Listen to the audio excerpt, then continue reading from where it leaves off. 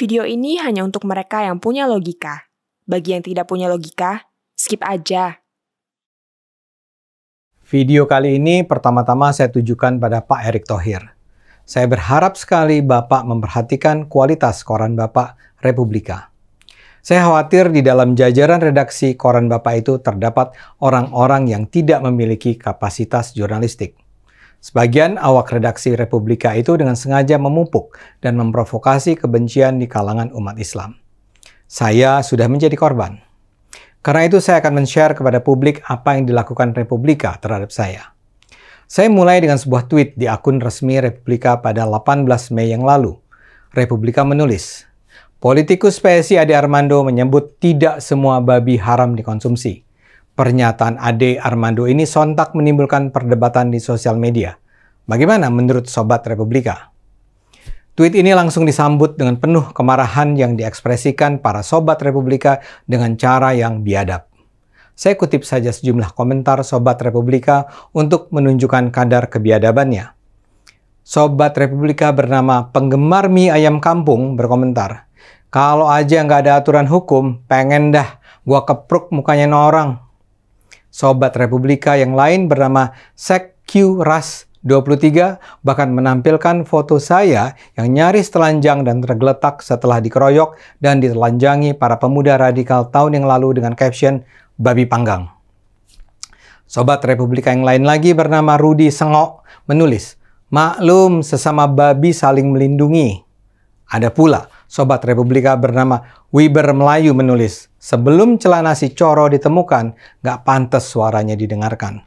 Atau juga Sobat Republika bernama Heri Latu Perisa yang berkomentar, terkadang pemukulan tempo hari kurang bonyot, yang model begini cocoknya diinjek mulutnya.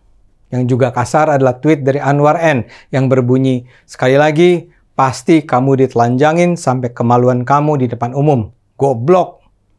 Ada pula Rekuza yang bilang dalam bahasa Sunda, ngebukan deui jelema kieu mah, yang artinya adalah gebukin lagi orang macam ini sih. Itulah sebagian ucapan yang keluar dari mereka yang menganggap diri mereka sebagai Sobat Republika.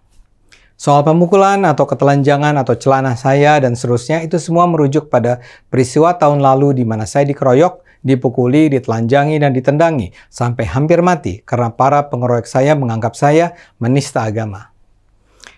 Jadi para Sobat Republika mengungkit-ungkit lagi peristiwa itu untuk kembali mengeroyok saya, kali ini di media sosial. Mereka biadab, kasar, kotor mulutnya. Dan menurut saya itu terjadi karena koran Republika memang memupuk kebiadaban. Republika mengajarkan pembacanya untuk tidak berpikir, berdiskusi, bertukar pendapat. Republika memprovokasi pembacanya untuk menjadi muslim yang pemarah dan tidak menggunakan akal sehat. Coba lihat tweet Republika. Republika begitu saja menulis, menurut Ade Armando tidak semua babi haram dikonsumsi. Lantas ditutup dengan pertanyaan, bagaimana menurut Sobat Republika? Ini menyesatkan dan provokatif menjadi semacam pemicu kemarahan. Tapi sebelum sampai pada penjelasan tentang mengapa itu menyesatkan, saya juga ingin merujuk pada timing tweet ini diluncurkan. Saya membuat video yang disebut Republika itu pada 4 Mei 2023. Tapi tweet provokatif Republika itu dikeluarkan pada 18 Mei 2023. Bayangkan, Republika mengomentari video saya baru 2 minggu kemudian. Ini jelas kesengajaan. Jadi saya rasa ada redaksi Republika yang memang berusaha menyudutkan saya di mata umat Islam. Pertanyaan saya, apakah si redaksi itu melakukannya secara independen atau berdasarkan arahan ruang redaksi? Bahkan saya bisa bertanya-tanya, apakah ini memang dilakukan sesuai arahan Pak Erick Thohir? Dan saya curiga ini ada kaitannya dengan pencalekan saya di PSI. Namun daripada saya menghabiskan waktu Anda bertanya-tanya mengapa Republika melakukan kekejian itu, lebih baik saya jelaskan mengapa saya katakan tweet Republika itu menyesatkan. Republika dengan sengaja ingin mengarahkan pembacanya untuk percaya bahwa saya menyatakan babi tidak haram. Dia mencabut begitu saja pernyataan saya soal babi dari konteksnya. Saya itu bicara babi dalam konteks pembelaan saya terhadap kebebasan berekspresi seorang TikToker bernama Lina Mukherjee yang saat ini ditahan karena bikin konten yang menggambarkan dia makan babi kriuk dengan diawali pengucapan bismillah. Dia ditahan setelah ada protes masyarakat yang menganggap Lina menodai agama. Itu yang menjadi inti kepedulian di video saya. Menurut saya, penangkapan Lina karena dia membecandai agama adalah tindak yang berlebihan. Lina cuma bercanda, masa dia harus masuk penjara? Dan buat saya kebebasan berekspresi semacam itu adalah hal yang harus dilindungi dalam demokrasi. Kebebasan berbicara, berpendapat, mengekspresikan diri adalah hal yang esensial dalam demokrasi. Kalau bercandaan Lina dianggap sebagai pelanggaran hukum pidana, demokrasi Indonesia akan hancur. Kali ini Lina, besok-besok saya, Anda, atau semua orang yang berpikir merdeka berpotensi diadukan karena bercandaan kita.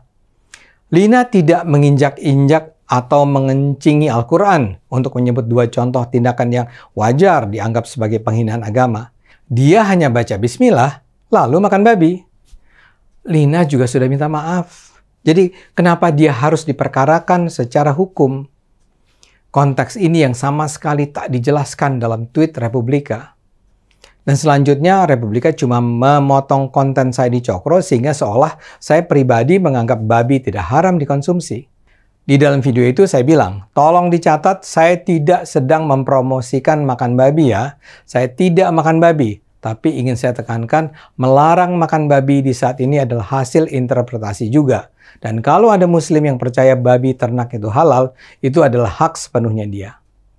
Konteks ini yang diabaikan Republika begitu saja. Mereka memotong begitu saja penjelasan saya untuk kemudian dilempar untuk dikomentari Sobat Republika yang memang penuh kebencian itu. Saya sedih bahwa itu dilakukan sebuah media yang selama ini dianggap sebagai media Islam. Republika membangun image buruk tentang Islam dan juga mengajarkan halayaknya untuk beragama dengan penuh kemarahan. Mudah-mudahan Pak Erick Thohir bisa segera meluruskan jalan koran yang dicintainya. Ayo gunakan akal sehat, karena hanya dengan akal sehat, bangsa ini akan selamat.